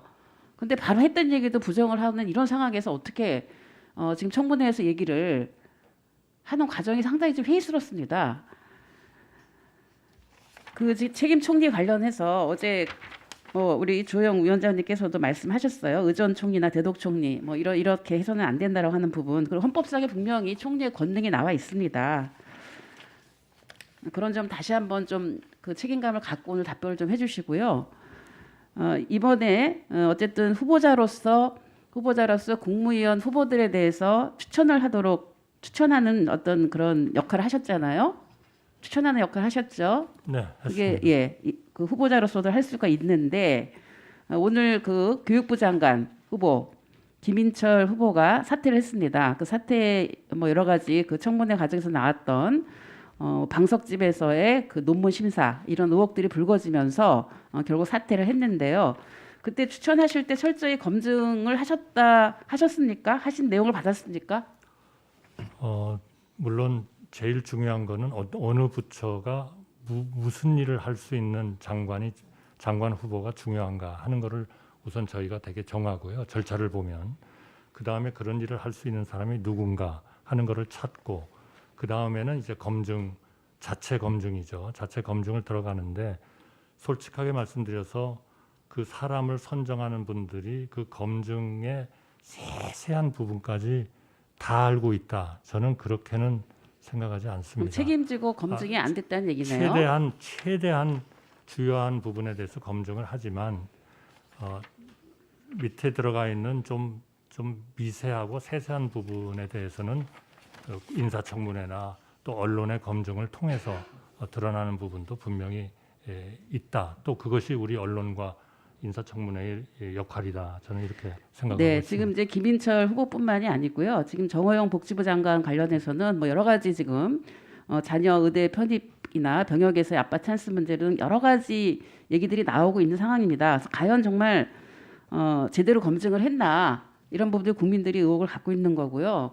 지금 이러한 어떤 인사 참사 부분에 대해서 국민적 공분을 사고 있는 이런 후보들에 대해서는 지명 철회를 요청이 되는 것이 아니냐. 만약 책임 총리가 되실 것 같으면 더구나 이런 부분들을 추천하셨기 때문에 이 부분에 대해서 어떻게 생각하십니까? 지금 보건복지부 장관은 아마 오늘 인사청문을 하고 있기 때문에 인사청문이 끝나면 그 결과와 종합적인 그 상황을 검토해서 어떻게 할 것인지를 검토하는 그런 계기가 있을 것이다. 저는 그렇게 생각합니다. 그리고 윤석열 당선자가 그런 얘기를 했어요. 30대 장관이 많이 나오게 하겠다 이런 얘기를 했는데 사실 이번에 18개 부처 장관 후보자를 보면은 없어요. 그리고 너무 편중돼 있습니다. 평균 연령 60대, 여성은 3명, 서울대 출신 10명, 영남 출신 7명, 호남 출신 1명. 과연 이것이 정말 다양하게 그다음에 협치와 통합을 할 수 있는 그런 구성인가? 상당히 국민들은 여기에 대해서 많은 실망을 갖고 있습니다. 인사 참사다 이런 얘기를 하고 있습니다. 그래서 정말 책임 총리로서 제대로 하려면 이런 인사에 대한 추천권이 얼마나 중요한가 이 부분을 알고 제대로 하신 것인지 거기에 대해서 상당히 우려가 되는 겁니다. 찾으려고 많이 노력은 했다는 말씀을 드리고요. 그러나 이제 그 부처가 그 부처의 업무를 감당해야 하는 그러한 그 장관 후보의 하나의 자질 또 능력 이런 것들을 봤을 때 저희가 별로 성공을 하지 못했습니다. 그러나 앞으로 계속적인 이러한 정부 구성에 따른 인사가 있을 것이기 때문에 지금 존경하는 남인순 의원님 말씀하시는 그 30대에서도 그런 그 중요한 역할을 하는 그런 분들이 나오도록 계속 발굴에 노력을 하겠습니다. 그 후보자께서 2017년 12월부터 2022년 3월까지 김현장 고문으로 재직할 당시에 홍콩, 일본, 타이완, 라오스, 프랑스, 베트남, 일본을 방문했습니다. 그래서 방문 사유를 제가 서면으로 답변 받았을 때는 기업의 영업 활동이라고 했다가 어제 개인적 여행이라고 바꿨어요. 그래서 개인적 여행을 증빙할 수 있는 자료를 내라고 했더니 7번 중에 6번이 패키지 여행, 1번은 부부 여행이라고 밝혔습니다. 패키지 여행을 왜 기업의 영업 활동이라고 처음에 보고를 하신 겁니까? 그거는 아마 그 남인순 의원님의 그 요청을 받은 분들이 김앤장에 있을 때 행한 공적인 여행을 내라 이런 걸로 이해를 한 것 같습니다. 그렇기 때문에 김앤장이 행한 공적인 여행을 갖다가 저희가 그런 자료를 낸다는 거는 저희가 또 그러한 그 김앤장에서 근무하는 동안에 그런 그 지켜야 할 그런 의무들이 있어서 아마 그걸 내기가 어렵다고 한 것 같은데요. 그 다음에 다시 우리 남인순 의원님씨라고 연락을 해보니까 그런 게 아니고 김앤장에 있는 그 기간 동안에 제가 해외여행을 한 거를 내달라. 그래서 그거를 다시 내가지고 수정을 해서 제출을 한 겁니다.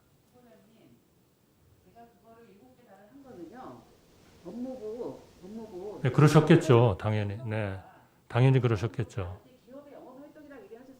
네, 그거는 잘못된 거라고 저는 생각합니다. 아마 오해를 한 것 같습니다.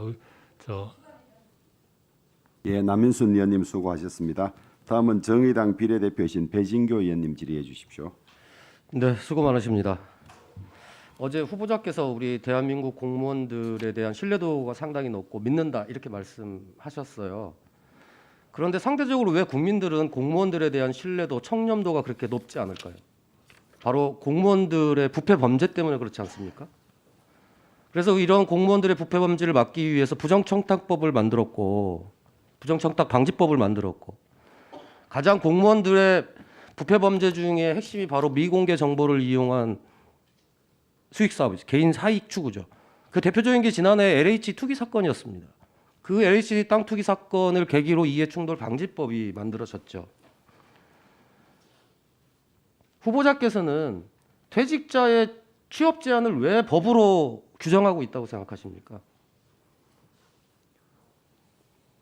그러니까 우리나라 전체 사회가 요구하는 일정한 이러한 그 이해 충돌이나 의원님 말씀하신 그 전관 예우 같은 것에 대해서 사회와 국가가 어느 정도의 그 제약을 가할 필요가 있다. 그리고 그것은 의무적이어야 된다라는 차원에서 말하자면 공권력이 개입하는 그러한 법률 아니겠습니까? 그러니까 그거는 뭐 당연히 필요한 부분일 수 있고요. 또 그러한 부분은 또 잘 지켜져야 된다. 맞습니다. 지금 후보자께서 답변하셨다시피 퇴직자의 취업 제한을 일정 기간 제한을 두는 이유는 공직으로 근무하는 동안 얻었던 미공개 정보 또는 정책 방향 이런 것들을 가지고 사기업에 취직해서 사적 이익을 도모할 수 있고 그것으로 인해서 부패 행위가 발생할 수 있기 때문에 지금 취업 제한을 하는 거죠. 지금 저뿐만 아니라 많은 의원님들이 계속해서 김현장에서 여러 가지 고문 활동을 많이 하셨는데 그 고문 활동이 어떤 것인지에 대해서 얘기를 안 해주시니까 총리가 되시면 사실은 이해충돌 문제가 반드시 발생을 할 거라고 저희들은 보는 거죠. 그래서 김현장에서 활동하셨던 어떤 업무 내역에 대해서 얘기를 해달라라고 요청을 계속 드리고 있는데 절대 그런 일이 발생 안 할 거니까 후보자만 믿어달라 지금 이렇게 얘기를 하시잖아요. 그래서 제가 어제 질문 드린 거에 대해서 추가적으로 좀 더 드려보도록 하겠습니다. 2002년 김현장의 고문으로 8개월 동안 일하시면서 특정 기업이나 현안에는 직접 개입하는 일을 하지 않았지만 외국 기업이나 정부에게 우리나라의 정책을 설명하는 소위 통상 업무 전반에 대해서 일을 하셨다고 답변을 주셨더라고요. 김현장으로 가시기 전 4달 전까지는 대통령 경제수석 비서관이었고 1년 전인 2001년까지는 외교통상부 통상교섭본부장으로서 통상 업무를 직접 감독하는 일을 하셨습니다. 제가 어제 공직자윤리법 제17조에 퇴직 공직자의 취업 제한 조항에 따르면 퇴직한 고위공직자는 연간 외형 거래액의 일정 규모 이상인 기업이나 법인에 3년 동안 취업할 수 없다 이렇게 되어 있다고 말씀드렸고 후보자의 경우에는 2002년 김현장의 고문으로 가실 때와 2012년 무역협회장으로 가실 때 취업 승인을 전혀 받지 않으셨다고 이야기를 하셨어요. 그리고 답변에 고문이었기 때문에 해당되지 않았다 이렇게 답변이 왔더라고요. 제가 어제는 아마 답변을 못 드렸을 거고요. 저희가 검토를 해보니까 존경하는 배진교 의원님 말씀대로 그렇게 다 기관으로서 지정은 돼 있습니다. 그런데 다만 그 대상이 되는 직급이 고문과 자문위원은 대상이 안 되는 걸로 해석이 되도록 돼 있더라고요. 결국은 그래서 이제 그렇게 된 거고요. 그런데 그것이 좀 불만스럽고 좀 합리적이지 않다. 이래 가지고 2011년에 법이 다시 개정이 된 겁니다.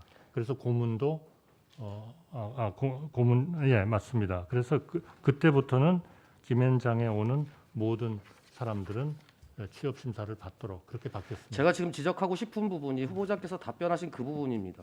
대한민국 공직사회가 투명하지 못해서 국가 청렴도와 그리고 국민으로부터 신뢰받지 못한 공직사회를 개선하기 위해서 여러 가지 대통령 그러니까 공무원 행동 강령을 포함해서 공직자 윤리법을 개정하고 부정청탁 방지법을 만들었고 이해충돌 방지법을 만들었습니다. 그런데 이런 부분에 있어서 가장 최선두에서 솔선수범하셔야 될 분들이 누구냐면 대한민국의 고위 공직자들이어야 된다고 저는 생각합니다.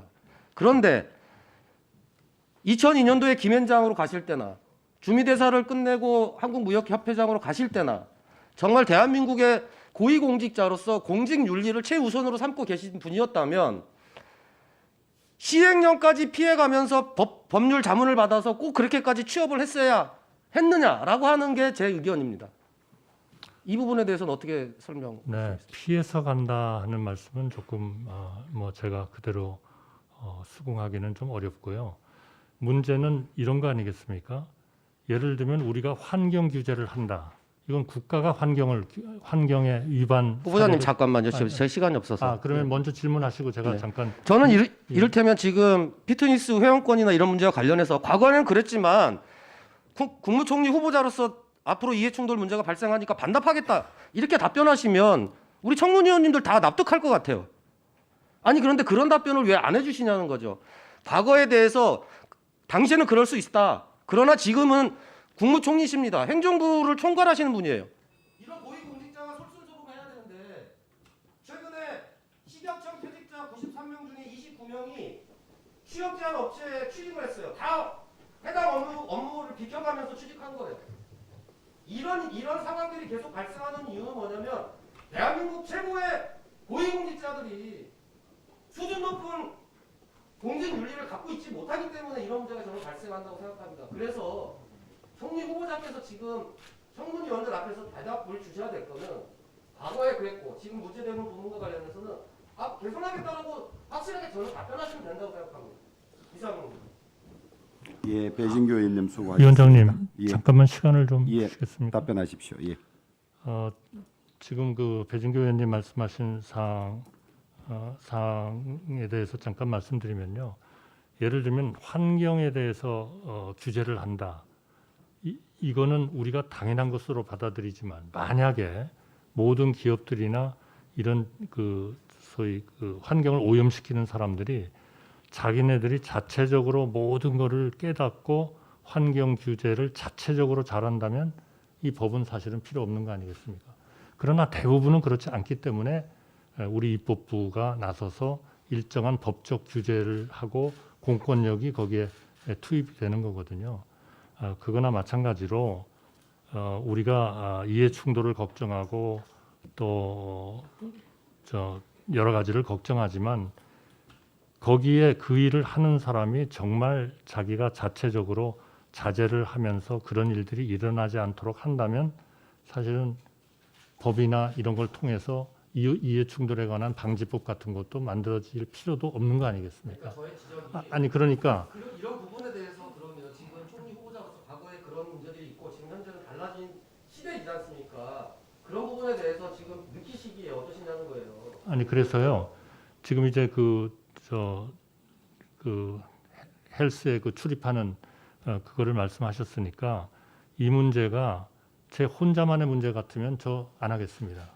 그러나 이게 저 혼자만의 문제가 아니라 기존 무역협회장을 하신 분들한테 다 주어지는 건데 그거를 제가 공직을 맡고 있는 동안은 정지하겠다라고 하는 것까지는 제가 그분들하고 어느 정도 균형을 이룰 수 있다고 생각하지만 제가 이걸 던져버리면 딴 분들은 그러면 완전히 일부 지금 의원님들이 걱정하시는 것처럼 그렇게 해서 무슨 뇌물을 받고 있다는 거냐 이렇게 오해될 가능성도 있지 않겠습니까? 그래서 저는 그걸 안 하시고 해서 이해 충돌의 문제가 더 크게 발생한다고 지금 그러니까 청문위원들뿐만 아니라 국민들도 생각하시는 의원님 이해 충돌의 문제는 바로 제가 자체적으로 이해 충돌이 일어나지 않게 할 뿐만 아니라 5월 19일이 되면은 국회에서 정해진 법이 시행이 되지 않습니까?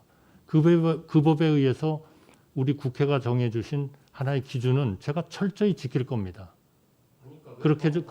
자, 배 의원님 정리해 주시고 시간이 많이 지났습니다. 정리해 주시고요. 배진교 의원님 수고하셨습니다. 다음은 서산시 태안군 출신의 성일종 의원님 질의해 주십시오. 네, 성일종 의원입니다. 우리 후보자님한테 제기됐던 문제들이 거의 다 해소를 저는 해가고 있다 이렇게 보여집니다. 급여가 많이 받았다 이런 부분에 대해서도 성영무 장관이나 김호수 장관하고 다 비교를 해서 우리 후보자님께서 소상히 설명을 하셨다고 보여지고요. 또 뭐 알바에 대한 문제도 다른 데하고 다 비교를 한번 해봤습니다. 또 배우자 미술품 문제라든가 여러 가지가 해소가 됐다고 보여지고요. 그 임대료 문제는 오늘 또 다시 이제 그 탈세 이야기를 한 의원님께서 제시를 하셨는데 국민들한테 이거는 좀 소상히 잘 설명할 필요가 있다고 생각을 합니다. 화면을 좀 띄워주시죠. 이게 뭐냐면 90년도에 어제도 의원님께서 한 분이 말씀을 하셨는데 당시 외국인들이 우리 국내에 들어왔었을 때 주택을 임대해서 쓰고 있는 이런 성행하고 있는 그 개인 주택들을 선호하고 있는 성향에 대해서 나왔던 기사입니다. 당시 이태원 지역이 대지가 106평이었고 또 75평 정도 건평 75평 정도 되는 게 월세가 400만 원이 됐었고요. 또 340평의 건평 150평짜리는 약 한 670만 원 붙어 있지만 한남동에 봤었을 때 대지가 150평에 건평이 77평짜리가 300만 원, 대지가 145평에 건평이 118평짜리가 약 400만 원 정도 실거래가가 이렇게 유지가 되고 있었는데 그게 아까 동아일보 기사로 나왔던 겁니다. 그런데 후보자님께서 갖고 계신 이 대지가 187평에 166평으로 다른 이태원이나 한남동에 비해서 굉장히 크고 또 대지도 넓었습니다. 이게 한 510만 원 월 받았기 때문에 결코 다른 지역보다 더 많이 받거나 조금 적은 것 같은데요. 당시 시세에 맞았다는 말씀을 제가 다시 한번 드립니다. 두 번째로는 이 부분에 대해서 탈세 이야기를 아까 한 의원님께서 지적을 하셨는데 당시 89년도에 3억 8천에 이걸 구입을 하셨거든요.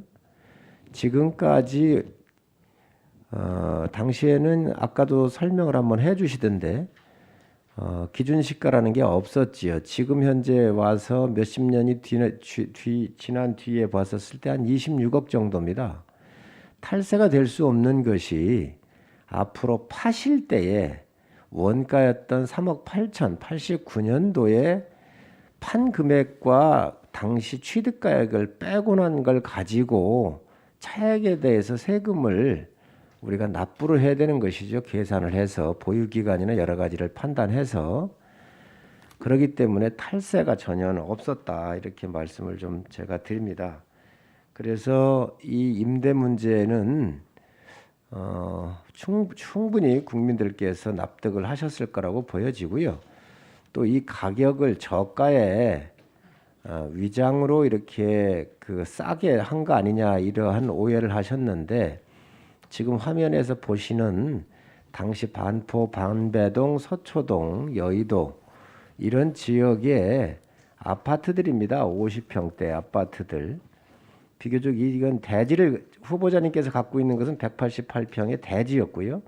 아파트들도 대략 한 1억 8천, 2억여 원 정도에 가고 있었기 때문에 비교적 적정한 가격이 아닌가 생각을 합니다. 이거에 대해서 더 후보자님 설명하실 거 있으십니까? 없습니다. 예. 그리고 지금 의원님들께서 주문을 해주시는 게 무역협회장을 하시면서 이제 헬스에 대한 이용권을 얘기를 하셨는데 정확하게 정리해 볼 필요가 있을 것 같습니다. 이게 회원권이냐 이용권이냐. 지금 회원권이 아니지 않습니까? 아닙니다. 본인이 취득한 게 아니지 않습니까? 취득한 것도 아니고 양도도 안 되고 팔 수도 없습니다. 그렇습니다. 그래서 협회에서 회장을 역임하셨던 분들에 대해서 이 헬스장을 이용할 수 있는 권리를 주신 건데 이거 양도 불가능하고 이용하는 것 이외에는 어떤 방법도 없거든요. 본인이 이용을 안 하는 것밖에 없습니다. 그렇지 않습니까? 그렇습니다. 그리고 이거에 대해서 반납할 수 있는 권한도 없는 거 아닙니까? 모든 결정은 이제 그 그 헬스를 가지는 이용을 데서 하는 거죠. 이 권한에 대해서 본인이 이용을 안 하면 되는 것이지 이거에 대해서 반납하고 뭐 이런 내용들이 그 안에 있나요? 반납할 수 있는 왜냐하면 이용할 수 있는 권한을 줬는데 안 하면 끝입니다. 예, 반납이라는 개념이라는 게 좀 적용되기가 어렵겠습니다. 예를 들어서 호텔에서 무슨 그 한정되어 있는 호텔 이용권을 누가 끊어다 줬다 하더라도 그걸 안 가면 그게 기간이 만료돼서 없어져 버리잖아요. 네, 그렇게 생각합니다. 네, 그래서 이용권이라고 하는 것을 받으셨는데 이 이용권 자체가 이용을 안 하시거나 그러면 그거로 끝나는 것이지 이것이 무슨 본인이 행사할 수 있는 권한은 없는 거 아니냐는 말씀을 제가 여쭙는 겁니다. 그렇습니다. 그래서 이 부분도 국민들께서 본인이 사용 안 하시면 되는 겁니다. 팔 수 있는 것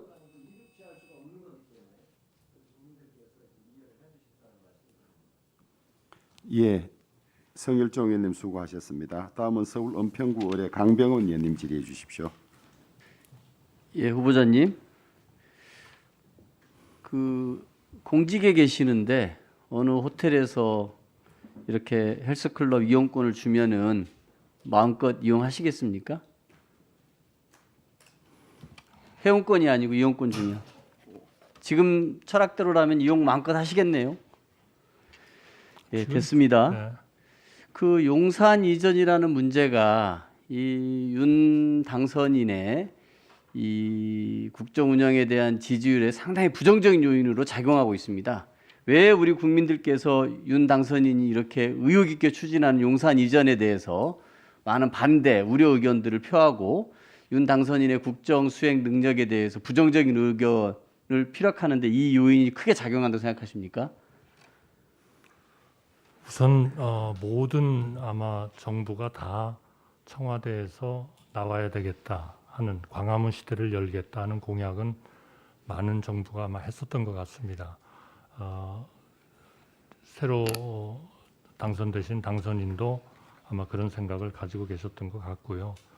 다만 그것이 이제 그 정권이 출범해야 되는 행정부가 출범해야 되는 시간이 부족하고 하는 과정에서 오랜 동안 스터디하고 연구는 했겠지만 그런 것들을 국민들한테 좀 더 시간을 많이 가지고 설명을 하고 소통을 하고 하는 부분에서 조금 좀 부족하지 않았나 이렇게 생각합니다. 맞습니다. 뭐 후보자께서 당선인과 각 세우는 걸 그렇게 꺼려 하셔서 오랜 동안 스터디했다고 말씀하셨습니다만 광화문 시대를 주장했다가 용산 시대로 간 게 오랜 동안 스터디한 결과인지 모르겠고요. 그 대통령 관저를 참모총장 공간을 얘기하다가 외교부 장관 공간으로 옮겨간다라는 게 오랫동안 스터디한 건지 모르겠습니다. 그렇게 소신 없이 답변하셔가지고 뭘 어떻게 하겠습니까? 김인철 교육부 장관 후보자가 자진 사퇴했습니다. 최초로 재청권 행사했다고 굉장히 직접 사인한 거 들고 자랑하셨는데 소감이 어떠십니까? 한 말씀 해주시죠. 상당히 유감스러운 일이라고 생각합니다. 그 정도가 답니까? 우리 국민들께 죄송하지 않으세요? 방석집에서 제자, 논문 심사하는 그런 교수를 교육부 장관 후보자로 제청하고 자랑했던 자신의 모습이 부끄럽지 않습니까? 어떠세요? 그게 국무총리로서 후보자로서 제청권 제대로 행사하신 거 맞습니까? 뭘 자랑하랍니까 도대체? 책임 총리에 대해서 입에도 막 발언한 적도 없다고 그렇게 부인하시는 분이 정호영 후보자에 대해서 인청 후 종합적으로 검토하는 계기가 있을 것이다 라고 얘기했습니다. 지금 윤석열 당선인보다 더 대한민국에서 핫한 인물이 정호영입니다. 아마 한덕수 후보자를 몰라도 정호영이라는 보건복지부 장관 후보자는 전 국민이 다 알 텐데 인청 다 보고 종합적으로 검토하는 계기가 있을 것입니까? 이런 부분에 대해서 검증도 하루밖에 못했는데 내가 정말 대통령 40년 직이라는 말에 속아서 잘못 추천했구나, 제청했구나, 내 사인한 걸 내가 되돌리고 싶다 그런 생각 안 드십니까? 어떠세요? 국민들께 한번 한 말씀 해보세요.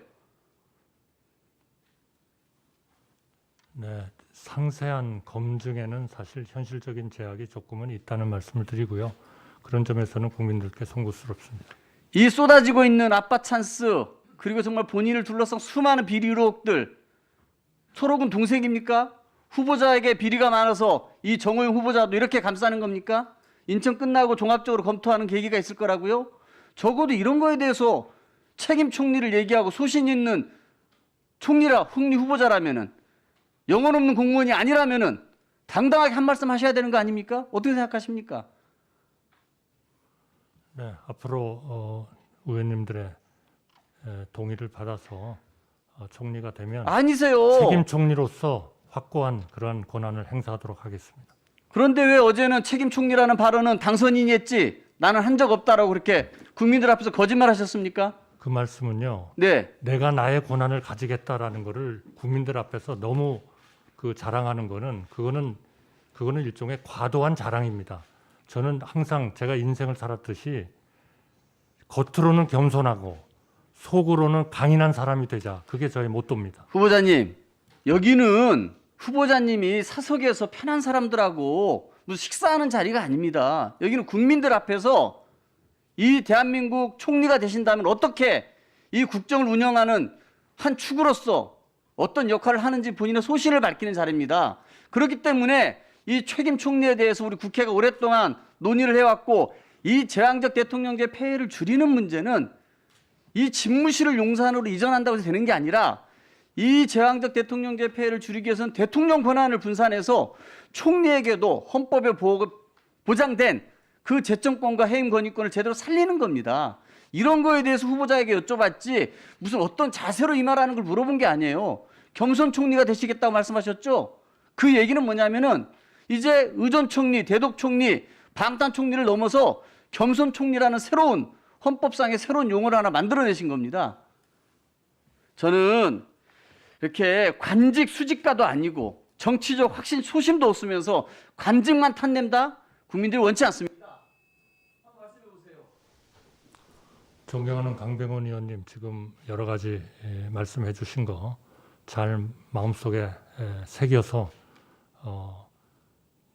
우리 여러 의원님들께서 동의를 해주시면 총리로서 실망시키지 않도록 잘 업무를 수행하도록 하겠습니다. 이미 이 인사청문회에서 실망을 넘어서 분노가 찰 정도로 실망이 넘칩니다. 근데 뭘 더 하시겠다고 하십니까? 이 자리에서 똑바로 자기 소신 하나 밝히지 못하시는 분이 우리 국회에 와가지고 총리하겠다라고 뼈달라고 하는 게 말이 되겠습니까? 예, 수고하셨습니다. 저도 같은 시간 질의를 하도록 하겠습니다. 시간 좀 6분 잡아주십시오. 후보자님, 어제 이제 제가 자료 제출을 요구했었는데 신문로 주택 월세가 89년에 월 517만 원 너무 높은 것 아니냐. 그래서 딴 데보다 높이 받고 거기에 입주했던 AT&T나 모빌 오일을 편의를 봐준 거 아니냐 하는 이제 지적이 있어서 제가 비슷한 시기에 임료를 한번 찾아봐라 했더니 오늘 좋은 자료가 나왔네요. 우리 성일종 의원도 제시했습니다마는 90년 2월 28일자 동아일보에 이태원, 평창동 등 500여 채를 월세 400에서 600만 원 정도로 외국인 대상 주택 임대가 성행하고 있다는 이런 기사가 나왔고, 이 지금 문제된 신문로 주택은 건평이 167평 시내 중심이고 이태원은 150평의 월세 시세가 670만 원. 이러니까 저는 이제 납득이 되겠습니다. 그 면적이 더 적은데 670만 원 월, 그다음 면적이 더 큰데 517만 원 납득이 됐고요. 그다음 우리 김혜재 위원님이 꾸준히 이 자료 제출도 요구하고 지적을 하시는데 신문로 주택 실질적으로는 장인 것인데 이제 명의를 넘겨받은 거 아닙니까? 예. 근데 그 형식을 매매로 했던 거죠. 네, 왜냐하면 장인어른께서 이제 연세가 드셔가지고 아파트로 옮기시고 싶어 하셨는데 그러나 이제 그 주택에 대한 상당한 그 애착이 있으셨습니다. 예. 2007년 청문회에서도 예. 그런 얘기를 했습니다만 예.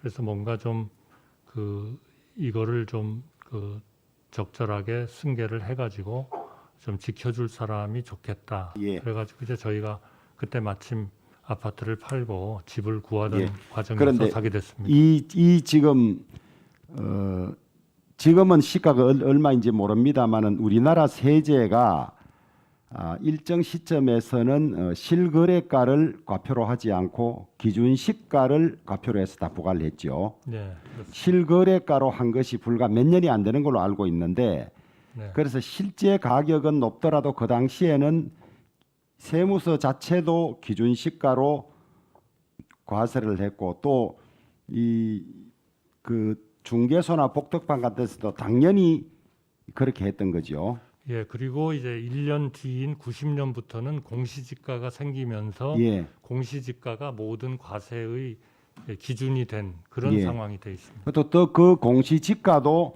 실제 처음 시행될 때는 실거래가의 절반도 되지 않았던 거죠. 좀 그랬겠죠. 지금 이제 공시지가를 실거래가와 부합시킨다고 해서 70%를 올리네 80%를 올리네 이러고 있는 것 아니겠습니까? 그렇습니다. 그래서 실질적으로 실거래가를 줄여서 낮게 해서 탈세한 것은 없다. 본인은 그런 주장인 거죠. 네, 그렇습니다.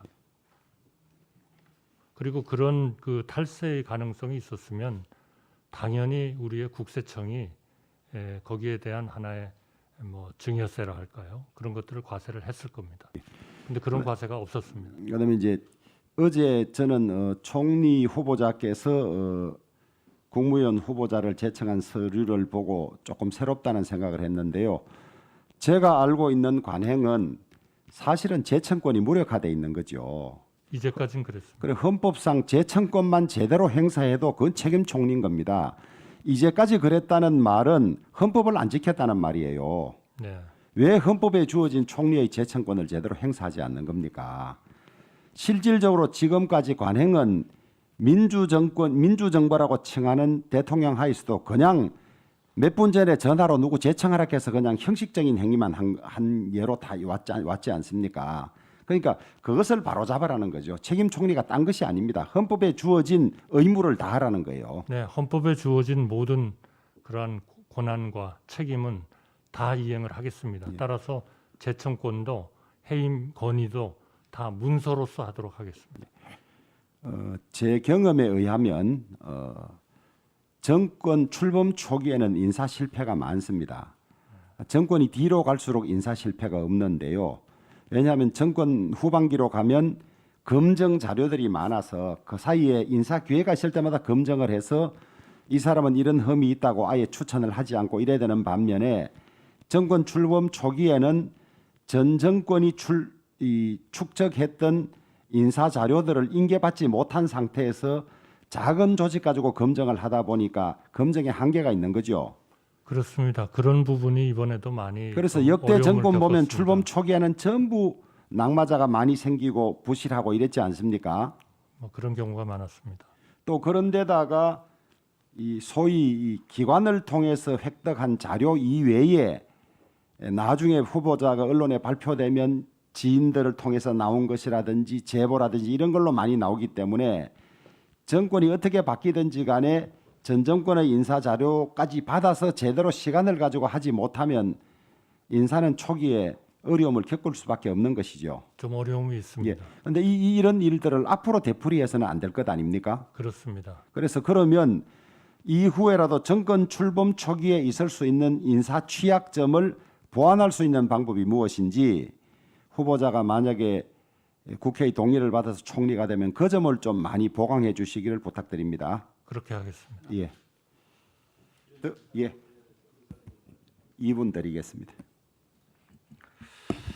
우리 존경하는 성일종 의원님께서 제시하신 저 자료는 저희도 알고 있는 내용입니다. 후보자 소유 종로구 신문로 주택하고는 입지 조건이 다른 것입니다. 이태원은 미군 기지가 있던 관계로 외국인들이 집단 거주를 하는 좋은 곳이고 평창동은 뭐 잘 아시다시피 고급 주택 단지입니다.